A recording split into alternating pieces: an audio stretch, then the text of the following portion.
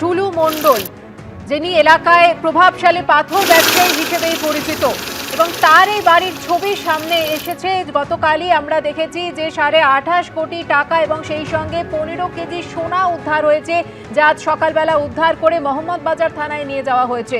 টুলু মণ্ডলের নাম সামনে এসেছে এই ঘটনায়, আর তার বাড়ির ছবি আপনারা এই মুহূর্তে দেখতে পাচ্ছেন। উঁচু পাঁচিল ঘেরা 4 তলা বাড়ির সামনে রয়েছে লন এবং একেবারে সাজানো বাগান, রয়েছে গ্যারেজ যেখানে গাড়িও দাঁড়িয়ে রয়েছে এবং সিসিটিভি দিয়ে মোড়া এই গোটা বাড়িটি।